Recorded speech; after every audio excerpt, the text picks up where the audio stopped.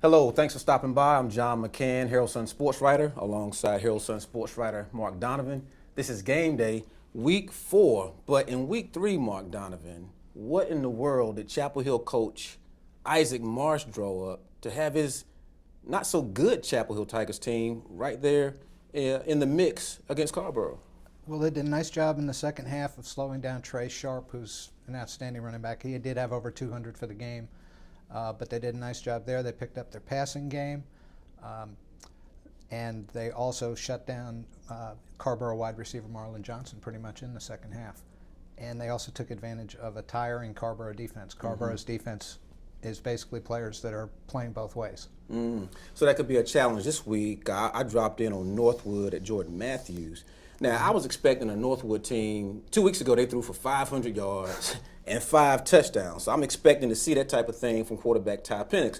Only got 147 yards out the guy and a touchdown. So I was a bit disappointed. But, you know, Coach Bill Hall said they were a little bit off, receivers dropping passes. But that being said, would Carrboro be vulnerable this week with guys going both ways? Carrboro will be vulnerable.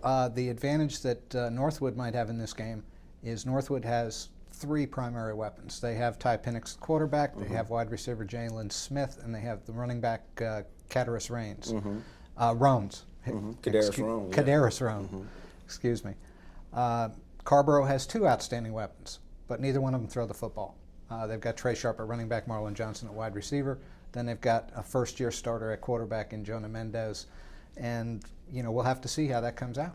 Isn't it interesting to look at Northwood's offense, and it looks like I'm watching East Chapel Hill, but for good reason, right? Yeah, we've got the same coach. Bill Renner is the offensive coordinator at Northwood right now. He was the head coach at East Chapel Hill a year ago. All right. A big one in Greensboro, Hillside versus Dudley. You got some good civil rights history going on, as well as some good athletic history as well. Yeah, 2 traditionally black schools from the segregation era.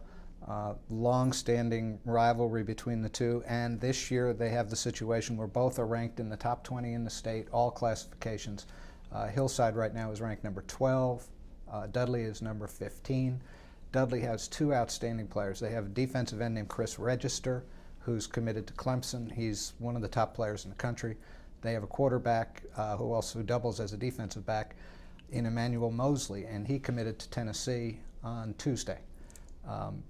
Hillside will have to counteract that with their offense, which is some big stars in Travion Thompson at wide receiver and Dante Thomas-Williams at running back.